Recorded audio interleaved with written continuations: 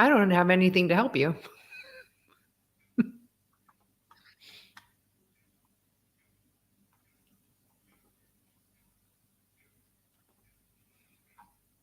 jeez.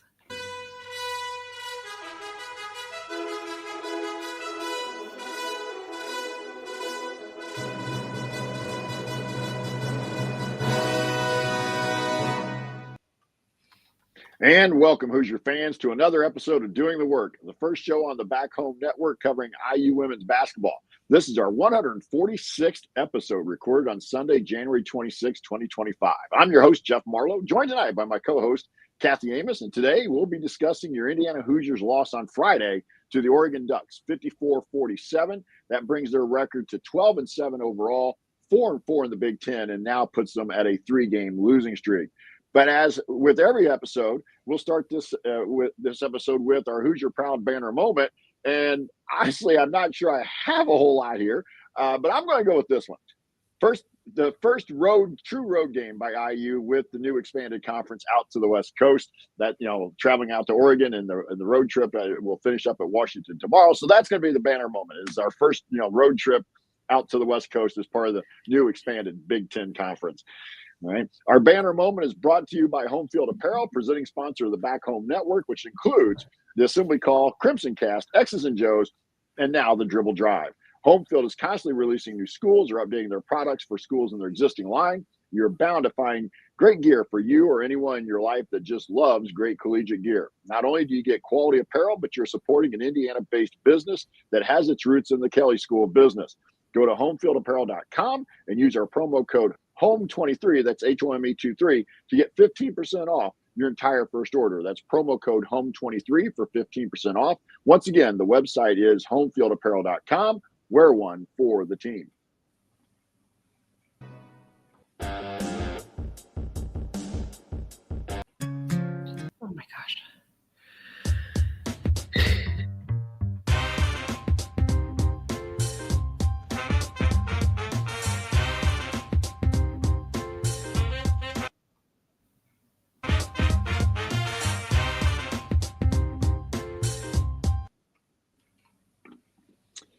And in news around the Hoosier program, Assembly Call will be having their meetup along with Doing the Work and all the other shows we just mentioned. They'll be having their Assembly Call meetup in Bloomington on Saturday, February the 8th. Galen Claviel will be up at the upstairs pub before and during the game, and then the full meetup will be there after the game. And I believe, isn't that the Purdue game? It is not. It's Michigan or Michigan State. Oh, okay. I was trying to remember. It's one of the Michigans. That meetup, the Assembly Call meetup, Assembly Call meetup will be at February the 8th at the upstairs pub. Again, after the game, everybody will be there, but Galen will be there before and during the game. So, yeah. Kathy, let's throw it over to you. Let's throw it over to you for the Amos angle. Yep, I confirmed it is Michigan, no state, just Michigan. Yeah, Jeff, I get what you're saying. This was not. This was definitely not the prettiest of games. I kept saying during the game, it was more of a rock fight, I think. I mean, and We'll get into all the numbers and everything. And I don't blame you for not having a great banner moment to pick from the game. I kind of didn't have anything to help you with. Maybe our banner moment is the upcoming meetup, and hopefully we'll have better results at least that day and that weekend. But yeah, kind of a rough weekend for Indiana basketball in general. And, as you mentioned, it's our first time going out to the West Coast. We'll have another game tomorrow night against Washington that we'll highlight here and preview coming up later in the podcast. But just a rough weekend for both the men and women. So on my high note and my Amos angle is, if you are needing some kind of positive news, I would encourage all of you to go out and look up the Indiana men's and women's swimming results against Purdue, because they both pounded the Purdue Boilermakers, especially our men. They are ranked respectively second for the men and sixth for the women in the nation. So maybe start keeping an eye out for the swim and diving program. They've always been historically really good, but this year, especially, the men actually have a legit chance to really fight for a national title again, which we haven't had candidly for a while. And so if you need some ray of hope, everyone, just go out and take a look at that score. It was an absolute beat down on the men's side in particular. So that gave me some joy as an Indiana fan. So that's my angle for you today. Well, we're going to throw it over to you for the Amos angle. Or excuse me, I'm sorry. We're going to start talking about pivotal plays here after the Amos angle is concluded here. We're really doing good this afternoon. I know. But I'm all over the place with the music too. And the pivotal play, I'm really not going to focus too much on specific plays, Yeah. especially the first half. I'll be honest, I didn't see any of the first half, watched all the second half. But just kind of give us your overall thoughts of the first, if you want the first half in general or the first, break it down. Yeah, absolutely. Let me give you some thoughts on what I had then from the first first half rather. So I think, in general, they came out with quite a bit of pace in the first quarter in particular. They were really being aggressive, getting to the basket. They just, and again, we will talk about this, I am sure, when we get to the numbers, but in the first 4.5 minutes, we had 4 turnovers. Chloe Moore-McNeil got in some foul trouble. She had her second foul already at 5:21, so she kind of had to be a little less aggressive. Oregon came out playing some 2-3 zone at halfway through or so in that quarter. And that really gave us some trouble at the beginning. But just in general, we looked kind of disjointed towards the end of the first quarter.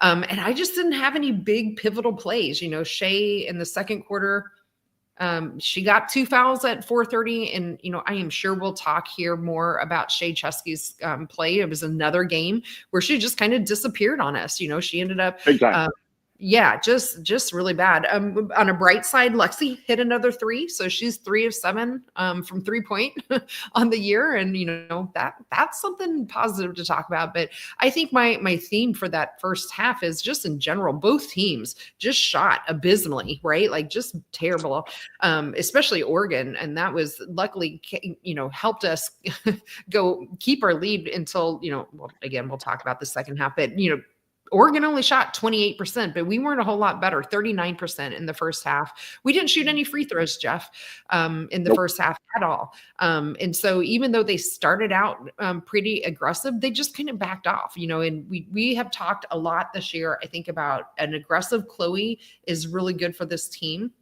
We didn't get that. And it was just a lot of people didn't show up, I think, in general, for this game consistently, that ended up leading to the loss. But in general, the first half was okay. Our defense was kind of keeping us in, like I mentioned, holding Oregon to 28%, but some of it was just Oregon missing shots too. But boy, offensively it was no better the first half than what you probably saw in the second half. No, and I'll kind of jump us into the second half. And to me, one of the it wasn't pivotal play. It was a pivotal segment. Was we finally hit a few shots, ran it up to a 10-point lead in the third quarter. And then next thing you know, we're letting them go off on a run. And I think they got it all the way back to 2 at that point. So it went from up 10, forcing Oregon into a timeout. And we couldn't do anything with it and expand on it or at least hold it. And then it's like you said, the first half seemed like it was a rock fight. And then the second half from that point on, once it got back close again, seemed to me to be a rock fight. And just kind of get your thoughts about this, maybe the third quarter. Yeah, the third quarter, that was exactly one of the last things I wrote down about the third quarter. We went on a really nice 7-0 run. Then we just turned around and Oregon had a timeout, and we turned around and let Oregon go on a 10-0 run and get right back in it. We really had it in hand, I thought, in that third quarter. The interesting thing to me, back to being aggressive on offense, we finally got our first free throws in that third quarter, but they didn't come until 3:27. In kind of, par for the course, I think, for the day with our shooting in general. Yarden was the one who got fouled and went to line, missed both of them.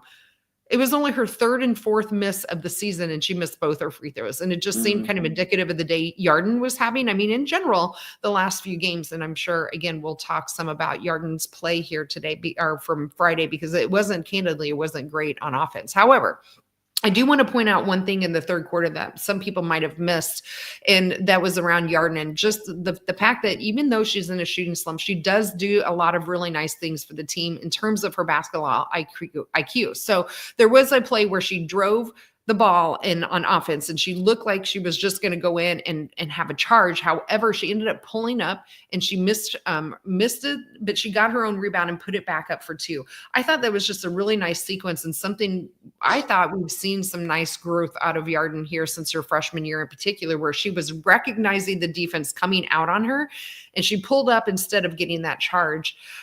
So to me, that was a really nice nice heads up play from Yarden. Even though it wasn't great offensive day for her, she did put up some other, things for us both on defense and in terms of her rebounds that we can talk about later. Yeah, and I'm going to kind of point out a couple players here. If it hadn't been for Sid and Caroline Striplin, the shooting would have been even worse. I mean, they really were the only ones that even were coming close to making shots. And then I'm going to jump into the fourth quarter here. Yeah. And the game still had a lead, 43-40. I think we were up 45-43 even. But what dooms us in the fourth quarter is I think there were the equivalent of 3 pick-6 steals that basically in the half court where, we turned it out near the timeline and they became basically layups. And one of them ended up being a 3-point play on a foul. Mm-hmm. So, and that's going to be one of the numbers I'm sure we'll get into is not only the turnovers, but the points off. But that can't happen. And that's the thing. You were in a position to win. It had been a rock fight. You didn't play well. You didn't shoot well. But a relatively veteran team on the road should have been able to put that game away, and they didn't. That's right. Yeah. In fact, some of the pivotal plays I wrote down in that fourth quarter, live ball turnover leads to Oregon 2-pointer to tie it 36-36. Chloe Moore McGill drives and finishes tough through contact for one attempt, which was great. But then right after that, with a minute 28 mark, she turned it over on just a handoff to Shea Cheskis at the top of the key, led to another Oregon fast break, and that put them up 45-50. Jeff, to me, that was the pivotal play of the game with that 128. We were, I think, we would have only been down 3 at that point. We had a chance to tie it or go within 1 with a minute 28 left. That turnover from your 5th-year senior point guard absolutely cannot happen, especially on something just in a turnover or a handoff to somebody. And I think that was one in particular Coach Morin mentioned in her post-game press conference as well. And again, same thing. First time in the second quarter, Oregon did take the lead at 3 minutes, 45-46, and we turn around and we turn it over and then foul them on a fast break. So to me, those are 3 huge live turnovers that really led to Oregon points that probably are what you're referring to on the pick sixes or whatever. And you just can't have that, and especially from Chloe. Chloe, I think, ended up with a number of turnovers on the night, 4 of them, tied with Caroline Striplin for leading the team. Again, you just can't have that from Chloe. And 2 of those 4 were all in that fourth quarter. And just to me, were terrible in terms of timing and being live ball turnovers. Just kind of sealed the deal for us. And at that point, a 5-point lead felt like it was 15 because we hadn't hit shots anyway. So a 2-possession lead now for Oregon just felt huge. But yeah, and then, we'll get into the numbers a little bit, but I just felt like watching the second half, and you mentioned a little bit in the first half, a lot of standing, a lot of just being disjointed on the offensive end. And for the most part, up until about the last 4 or 5 minutes of the game, the defense had been solid enough to keep them and give them a chance. But then, the live ball turnovers really played out and with that. So I don't have anything else as far as pivotal plays. If you do, Kathy, go ahead. And if you're not, we'll go ahead and hit in some of the numbers. Yeah, I don't have any notable plays or pivotal plays per se before we jump in the numbers. I would encourage folks to go out and listen to Coach Morin's post-game press conference because I found this one really interesting. Mainly, and again, I'm not sure if it's because she is trying to understand, or she understands, of course, the psyche of her team way better than any of us. She really took a lot of the blame for not having the team really prepared or not, knowing what to execute and things after this game, which was an interesting take from my perspective. She did mention, of course, the turnovers in the fourth quarter as well. So if you have, about 10 or 15 minutes of your time, I would encourage you can find it out on YouTube. So just something to kind of highlight that I think this is a different thing we see from Coach Morin this year, where she's really putting some of it on her players, but she's also taking blame herself and really trying to figure out what to change with this team to get them keep continuing to go in the right direction. So we can jump into some numbers here.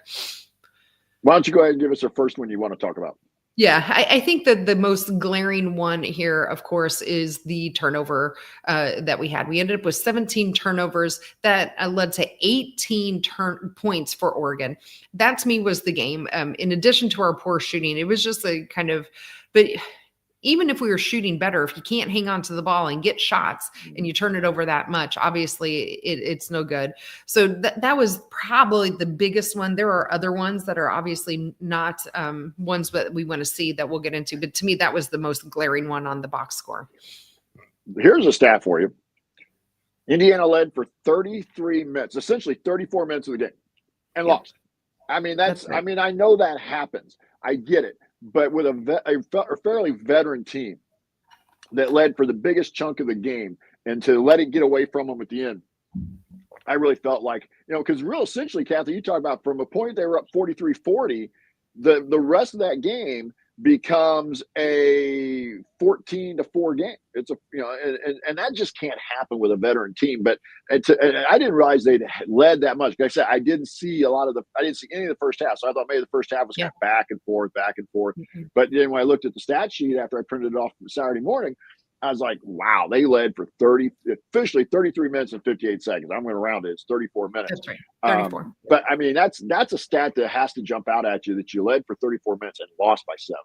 Right. And it wasn't like even Oregon led for the other 6 minutes of the game. Oregon only led 3.5 minutes. They were tied for 2.5 minutes of that game as well. So yeah, to let it go. And it was all in that fourth quarter, like I think I wrote it down and even mentioned it. They did not, lead. Oregon did a little bit in the second quarter, but they did not lead again until 3 minutes left in the game. So they really could have won this game and just kind of let it slip through their fingers. So another number, I guess, Jeff, we should probably talk about, and I mentioned it a little bit already, is just the lack of free throws, which to me, again, like you mentioned, and we both have mentioned already, they stood a lot on offense on Friday night. And that number is a good indication of when they're not being aggressive. 3 free throws on the day, and they only made 1 of 3 of them. That is not a recipe for this team, in my opinion. They have to do better at being more aggressive. And if they're not getting those shots down low, then they have to be getting to the line. And they did not get that done on Friday night. I'll kind of go along with that. 3-point shooting, 22% for the night. 4 for 18, 22%. You can't, again, this team's better shooters than that, but that's tough to overcome. And then they didn't shoot very well overall. They were 37.5% for the game overall, but they weren't aggressive. They didn't knock down open shots. They had some open. And I saw the second half, they had some good looks. So a lot of them weren't forced. They weren't contested. They just didn't knock them down. And then, it not closing out the game in the fourth quarter. So the big numbers there for me, 3-point shooting, especially, but overall shooting. Yeah, absolutely. And Yarden was 0 of 5 from 3-point land. And that was, again, another game where we needed Yarden to be able to shoot it from long. And some of her shots were just way off. It wasn't like some of them were just in and out. There was a couple that were just really off the mark. So there's something going on, I think, with Yarden in terms of maybe her mental where she's at mentally with the game right now, because she's really struggling shooting. 4-14 total on the game for her. And we can't have that from Yarden, who has been our leading scorer up until now. She ended up with only 8 points on that. The other number then I guess we need to talk about is probably rebounding. This didn't end up hurting us again, but Oregon wasn't a great rebounding team coming into this. I think we were both towards the bottom of the Big Ten. They still out rebounded us by 5 in this game. So luckily it only ended up to 7 second chance points for them and 6 for us. So it didn't end up hurting us in the end. But again, you just have to do a better job rebounding the ball. Again, that's about positioning and then that effort that we need to see. And I just thought they looked a step slow again on Friday night. And I'm going to kind of pull in an individual here as well. Shea Chesky, 0. Yep. A goose egg. Scored no points on 0 for 5 from the field. That included 0 for 2 from beyond the arc. Only 3 rebounds, and she had 3 turnovers to go with an assist.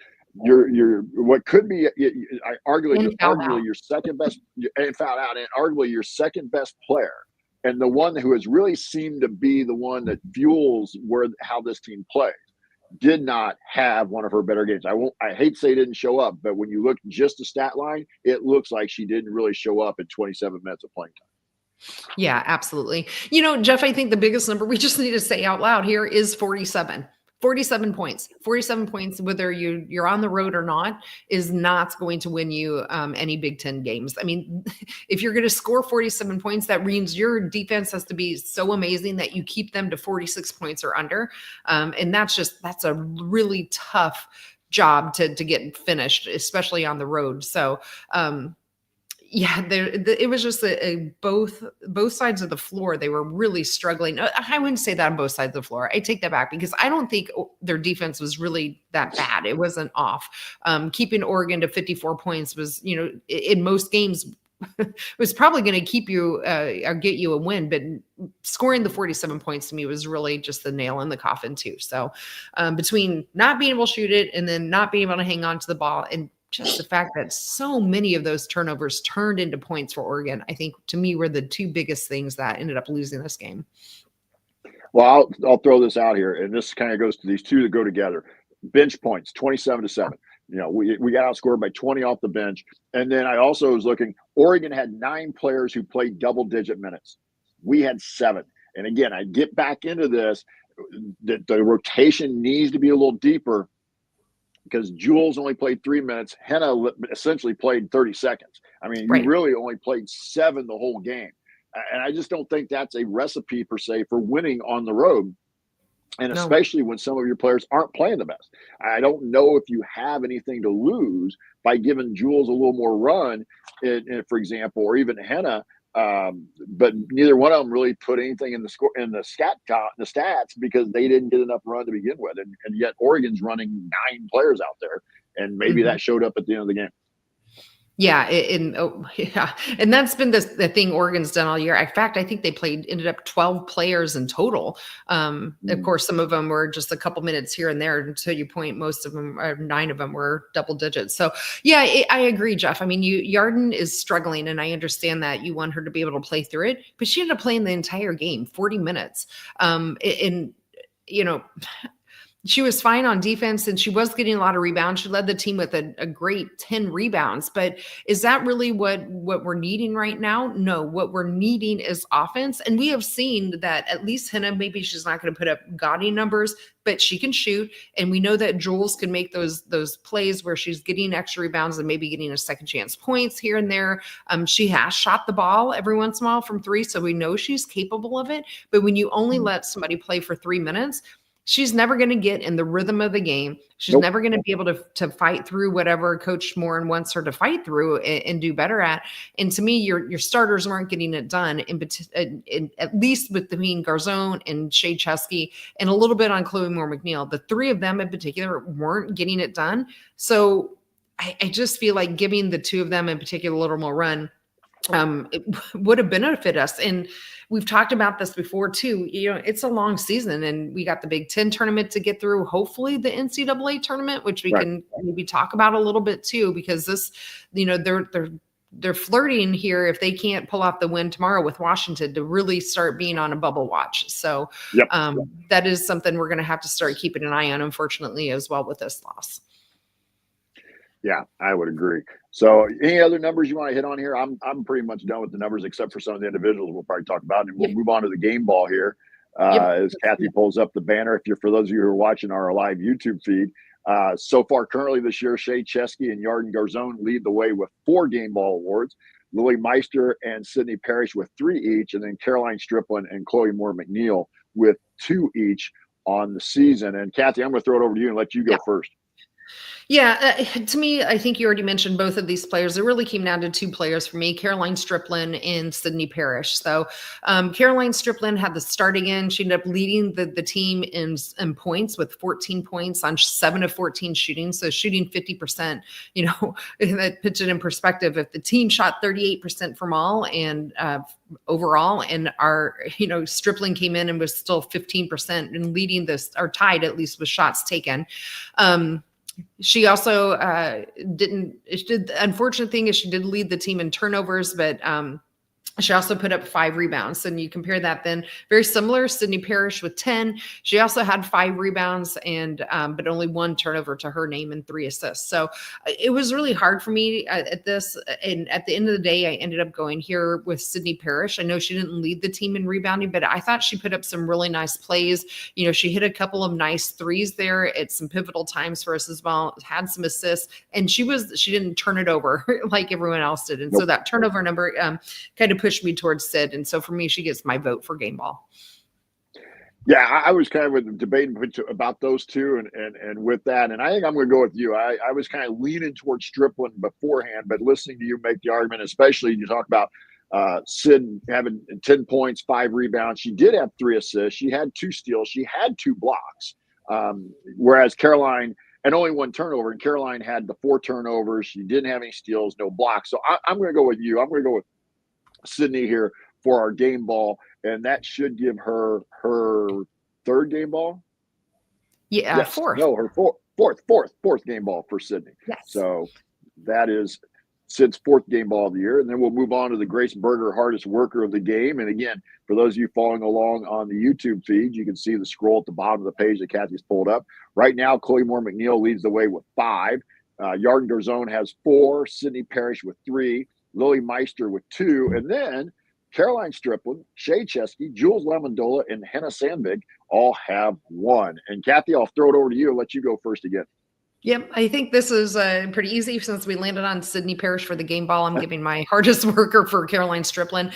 I just did not see enough from, you can maybe, I think, make a little bit of an argument for Chloe. I just think this was not her best game again. 3 of 10 shooting, only 1 of 4 from the 3. She had some, timely fouls that kind of took her out in that first quarter as well. Shay and Yarden, in my opinion, I don't think there's even any consideration. And then Lexi and Henna did not even play enough to hit. So you do have Lily that we haven't really talked about. I didn't think Lily was much of a factor in this game. She ended up only playing 12 minutes. She did have 4 points, but for me, I'm going to go ahead and give my Grace Berger hardest worker to Caroline Striplin. Yeah, I will say this about Lily. She had 4 points, 4 rebounds, and a steal in 12 minutes. So she was giving some production in the time she got. Yeah, she was giving good production and only 1 turnover. But I'm going to go with you here. I think Stripling played well enough to earn some type of award coming out of this game, and we'll go with the hardest worker here. Again, she was battling. She was, Oregon had a couple good-sized kids, that she was battling with. That gal that started for him was 6'8". So yep. In case anyone was wondering, big.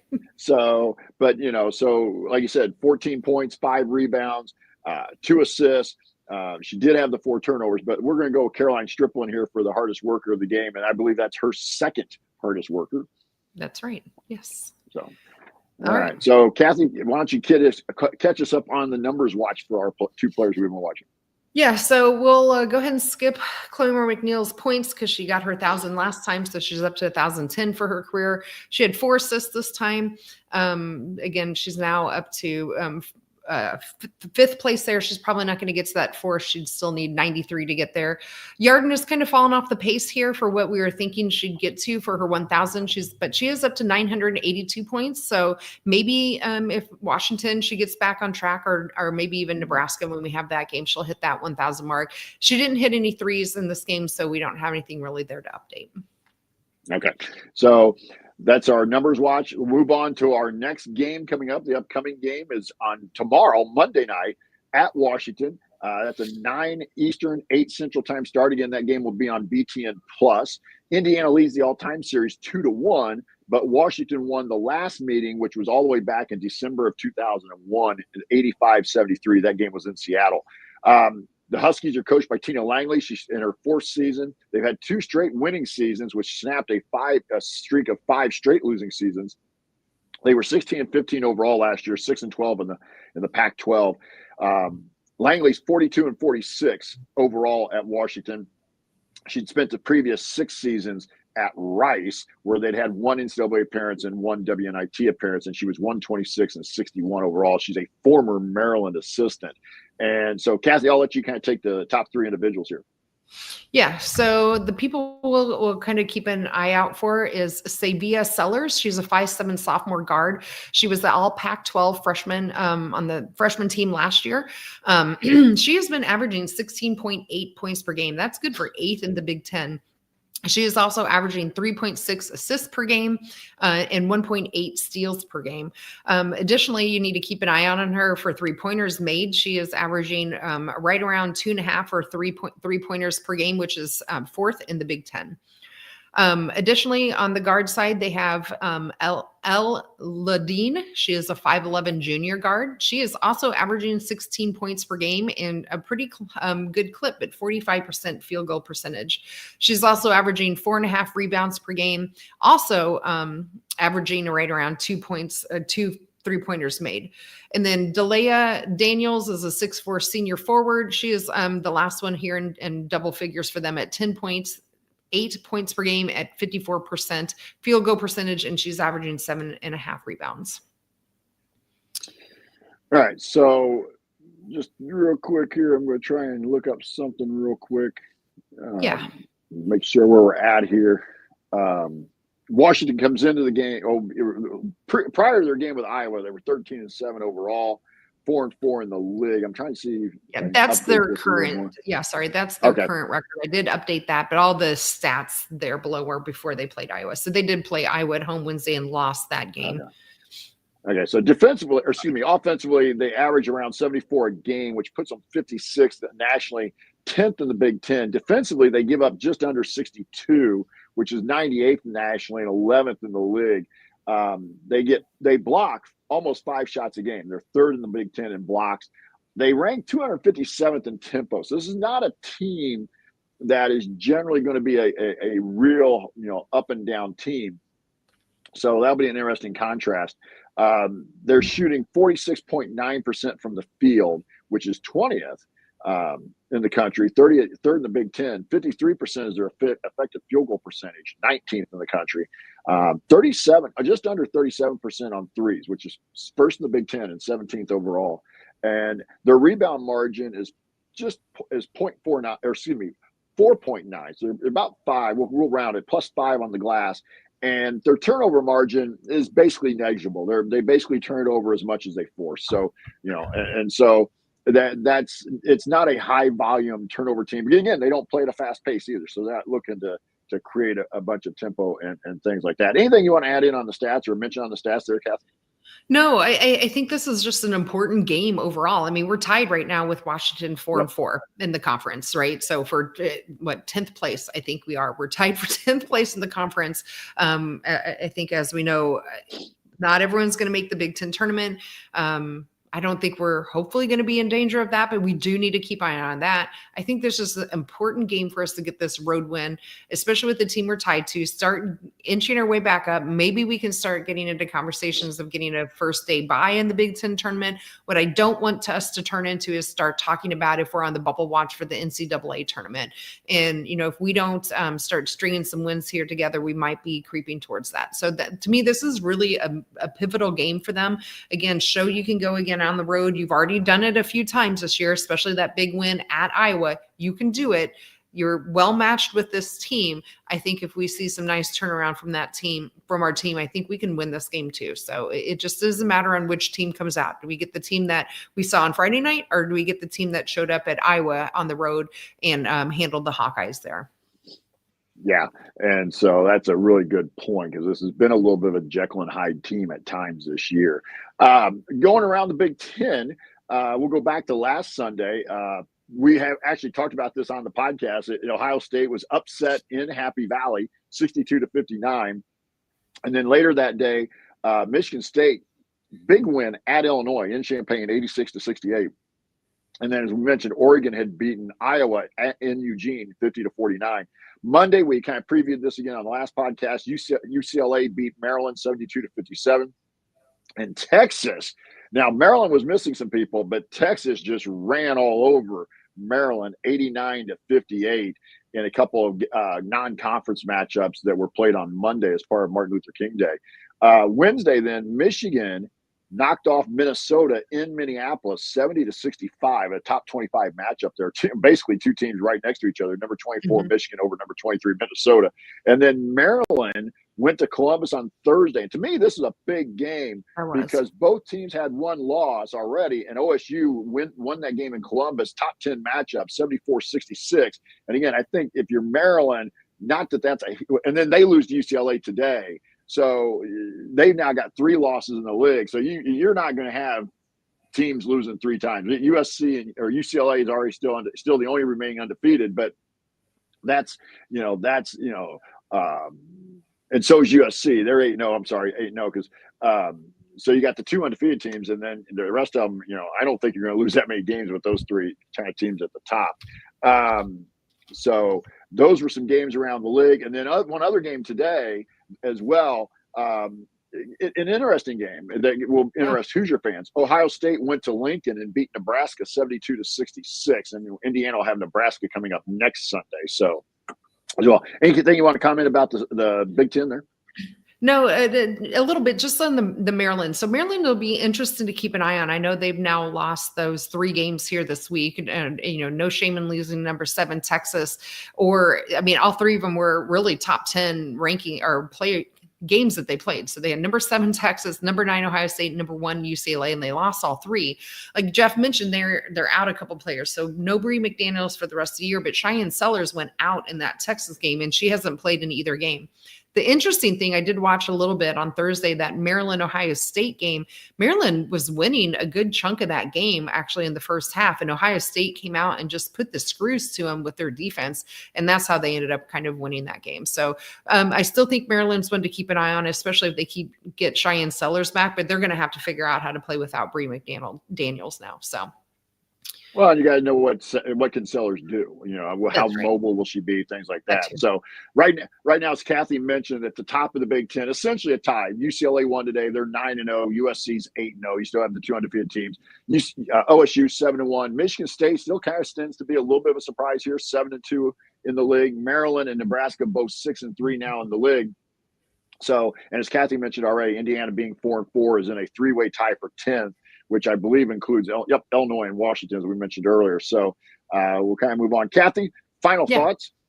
No, just, yes, I do have final thoughts, but also to point out, I guess, from Ari in the chat, he pointed out the Sellers gal who leads Washington is sisters with Cheyenne Sellers from Maryland. So it wasn't just a coincidence that they're both got the last name. So, my final thoughts are, again, just kind of what I've already said here. This is a pretty important game, I think, in my opinion, to get the ship righted again, coming in on Washington tomorrow night. I think it's important to get this win tomorrow night, both for the psyche of the team and for the standings on both ends of it. So to me, again, it's going to just come down to will of this game and execution. They have to do a much, much better job on all the things we've talked about, keeping the ball, turnovers, winning the rebounding, but they're going to have to find a way to find their offense again, especially Yarden. I'm hoping Yarden can just figure a way out, and the coaching staff working with her to get her out of this slump, because if we don't get Yarden back, I think it's going to be a long into the season.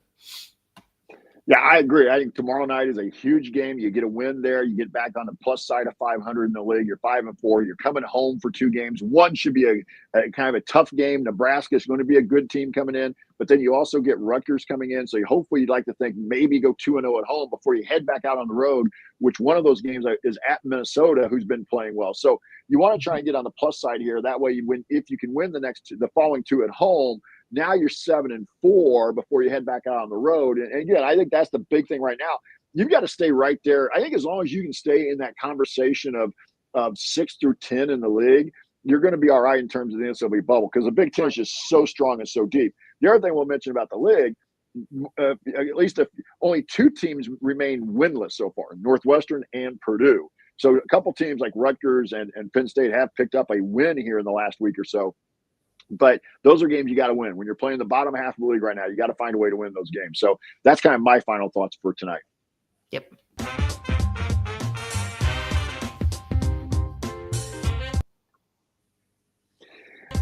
And all right. We'll come back on Thursday, January 30th at 8 Eastern, 7 Central to recap the Washington game. We both are busy tomorrow night, and then we have some other conflicts in schedule. Or I should say we're busy tomorrow night. It's just such a late start that we don't want to be doing the game at 10 o'clock, 11 o'clock.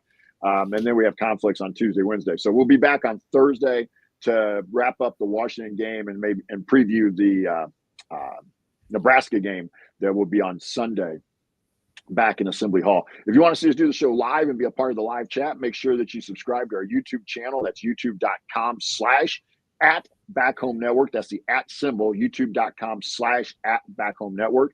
You can be a part of our private community as well. Find out more at assemblycall.substack.com.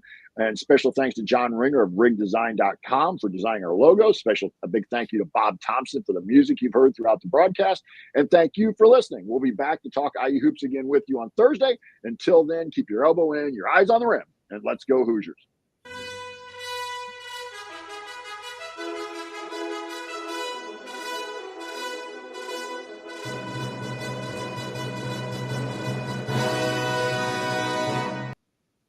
All right. All right. Yes. Again, everyone, just go look at the swimming score and end your weekend on a very positive IU note, because I'm telling you, if you haven't seen that men's swimming score, it will make you smile. It made me laugh, obviously, and it still is. So yes, it was beautiful. Anytime you beat Purdue, it's fun. Absolutely. And when you can just throttle them, even better. And the highlight of the day, Danny sent me a video from the game. I think that, for those who were actually at the game, I don't think they showed it on TV. The highlight of the game is they had the football team come out during one of the timeouts. They did. And Sig talked to the crowd and stuff. So it's like, yeah. So this is what we're getting now. Is football team comes out to kind of be the highlight of the day. You know, that's right. For IU athletics. So anyway, but Kathy, enjoyed the show, and hope you have a great rest of your Sunday. And we'll talk to you on Thursday. Sounds good. Good night, everyone. Bye, Mom.